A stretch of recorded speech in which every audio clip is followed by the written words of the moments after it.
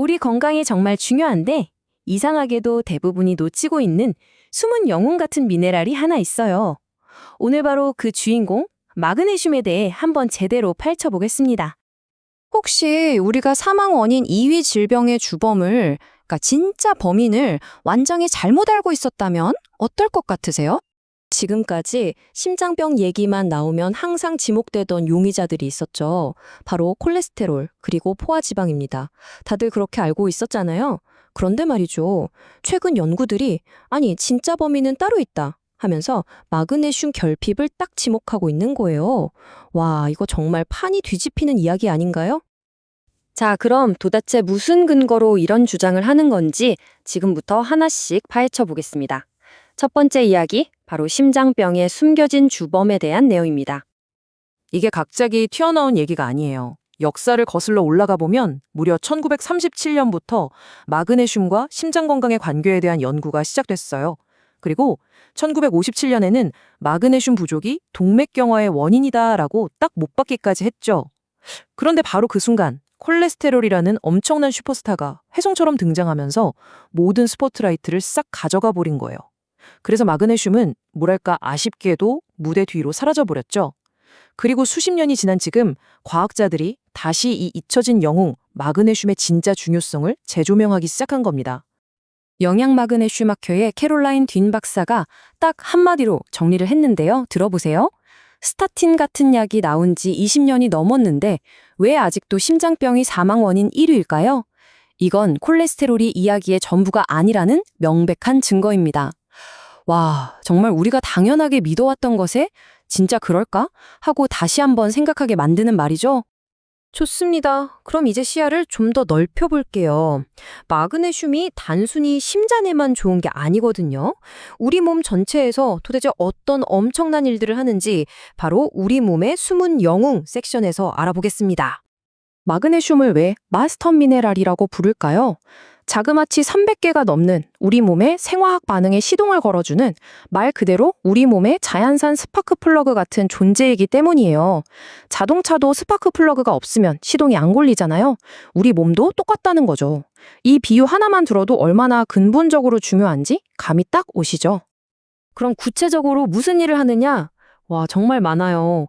우리 몸의 에너지, ATP를 팍팍 만들어내는 발전소 역할을 하고요. 근육이랑 신경이 서로 엉키지 않고 잘 소통하게 조율도 해줍니다. 뼈를 튼튼하게 만드는 건 기본이고 심장이 제멋대로 뛰지 않게 리듬을 딱 잡아주고 혈압도 안정시켜줘요. 몸속 염증까지 관리한다니까 이건 뭐 거의 만능 해결사 수준이죠? 자, 이렇게나 중요한 마그네슘. 그런데 진짜 문제는 지금부터입니다. 우리 대부분이 이 마그네슘이 부족한 상태로 살아가고 있다는 거예요. 혹시 나도 연료 부족 상태? 다음 섹션에서 한번 확인해 보시죠.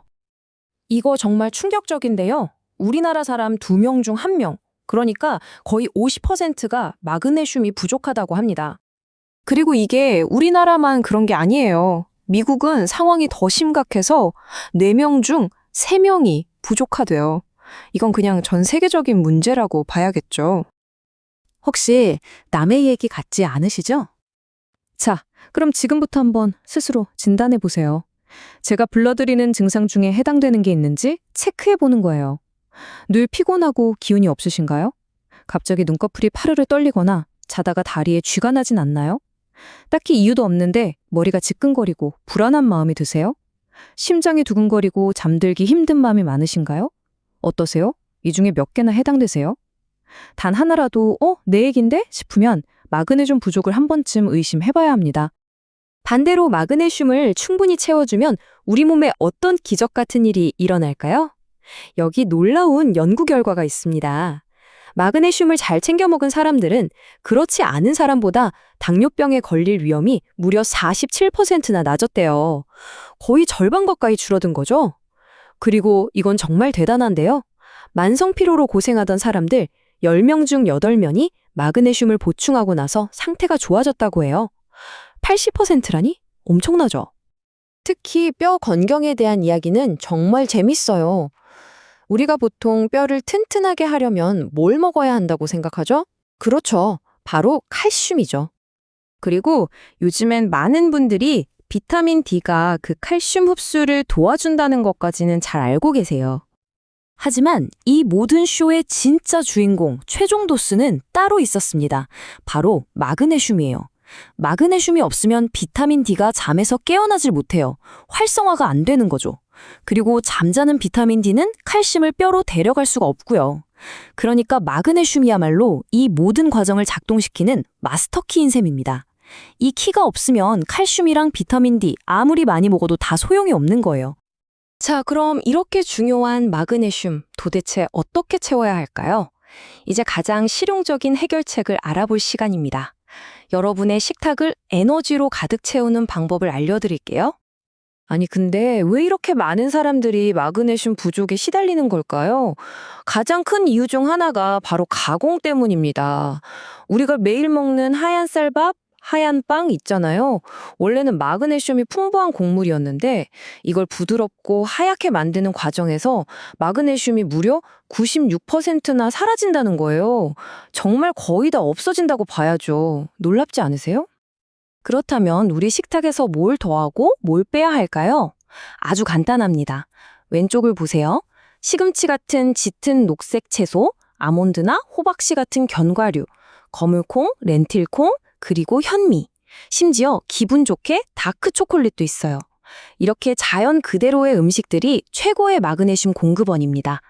반대로 오른쪽, 가공식품이나 흰빵, 달달한 음료수 같은 것들은 우리 몸에 있는 마그네슘을 오히려 쭉쭉 빨아가는 도둑들이니까 조금씩 멀리하는 게 좋겠죠? 실제로 우리나라 사람들 데이터를 봐도요, 마그네슘을 주로 얻는 곳이 바로 곡물과 채소예요. 이 차트를 보면 딱 나오죠? 그러니까 똑같은 밥을 먹더라도 흰쌀밥이냐 현미밥이냐, 똑같은 채소를 먹더라도 주스로 갈아 마시느냐, 신선한 샐러드로 먹느냐, 이 작은 선택 하나하나가 내 몸의 마그네슘 양을 결정하는 겁니다. 정말 중요한 포인트죠? 자, 이제 마지막인데요. 정말 중요한 내용이니까 꼭 귀 기울여 주세요. 아, 그럼 당장 영양제 사 먹어야겠다. 이렇게 생각하기 전에 반드시 알아야 할 것들이 있습니다. 보충제 드시기 전에 꼭 체크해야 할 사항들입니다. 만약 보충제를 생각하고 계시다면 이 세 단계는 무조건 지켜주세요. 첫 번째, 일단 병원에 가서 의사와 상담부터 하세요. 특히 신장이 안 좋으신 분들은 과다 섭취가 위험할 수 있으니 이건 필수입니다. 두 번째, 내가 지금 먹고 있는 다른 약이 있는지 꼭 확인해야 합니다. 항생제나 골다공증 약 같은 것들은 마그네슘이랑 서로 흡수를 방해할 수 있거든요. 그리고 마지막 세 번째, 가장 중요한 원칙입니다. 무조건 음식이 먼저입니다. 보충제는 이름 그대로 부족한 걸 채워주는 역할일 뿐 식사를 대신할 순 없다는 거 꼭 기억하세요. 오늘 이야기 어떠셨나요? 어쩌면 그동안 해결되지 않았던 여러분의 건강 고민, 그 마지막 퍼즐 한 조각이 바로 이 단순해 보이는 미네랄, 마그네슘이었을지도 모릅니다. 오늘 저녁 식탁에서부터 여러분의 건강 퍼즐을 직접 완성해 나가 보시는 건 어떨까요?